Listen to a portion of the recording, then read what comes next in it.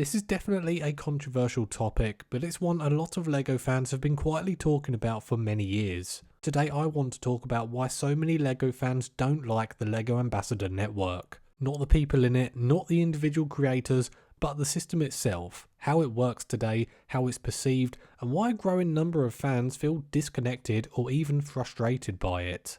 Now I want to be very clear from the start, this is not a personal attack on any LEGO Ambassador member.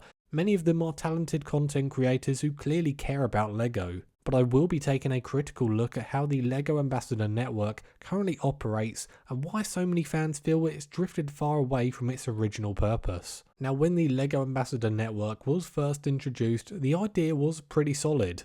It was meant to be a bridge between the LEGO fan community and the LEGO group, a way for respected community voices to give feedback. It was a two-way conversation, not just promotion. Ambassadors were supposed to advocate for fans, not just showcase products. And that's important because LEGO fans are some of the most passionate, loyal and knowledgeable consumers out there. So in theory, this should have been a brilliant idea.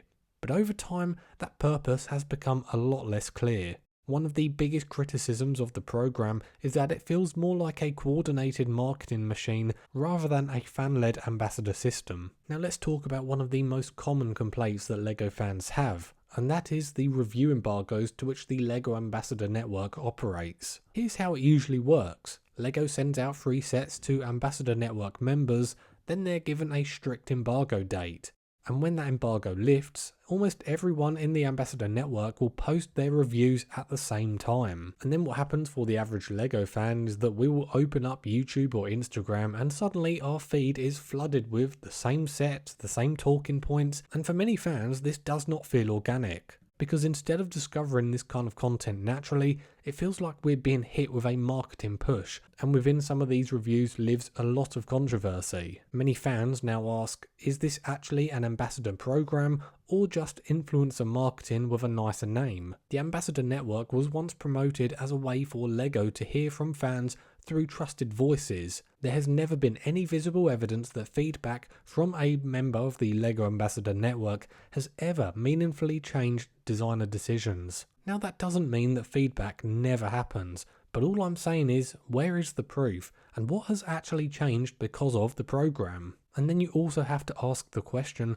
why do the same issues keep happening year after year? The quality of Star Wars has gone down, prices have gone through the roof. All of these are huge concerns from LEGO fans that you would think the LEGO Ambassador Network is relaying to the LEGO group. Now, do I think that LEGO reviews on LEGO sets from a member of the LEGO Ambassador Network are fake? Well, no, I don't think they're being dishonest. Reviewing a LEGO set that you've paid, say $100, $200, $300 for, and reviewing a LEGO set that was sent to you for free. Now, that does not mean that these content creators are lying, but psychology does matter.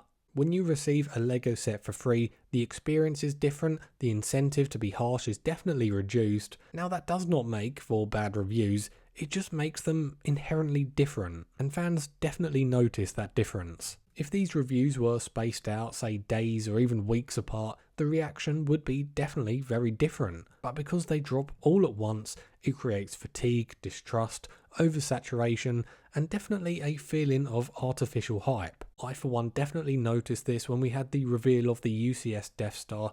We were absolutely spammed with that content. So many reviews were on my page from day one, most of them I probably would dare to say overly positive and definitely going against the grain of what most LEGO fans considered to be a really overpriced LEGO set. But listen guys, the LEGO Ambassador Network is not evil, it isn't totally useless, and it isn't full of bad actors, but at times it certainly doesn't feel like it is fulfilling its real purpose. I guess all I want is some actual evidence that LEGO Ambassador Network members and the feedback that they have from their community actually does make a difference when it comes to LEGO sets that are being produced further down the line. But anyway guys, I'm genuinely curious to hear your thoughts. Do you think the LEGO Ambassador Network still serves fans, or has it become more about promotion rather than representation? Let me know down in the comment section, and as always, make sure to keep your comments nice and respectful. Thank you so much for watching, have a great day, and I'll see you on the next one.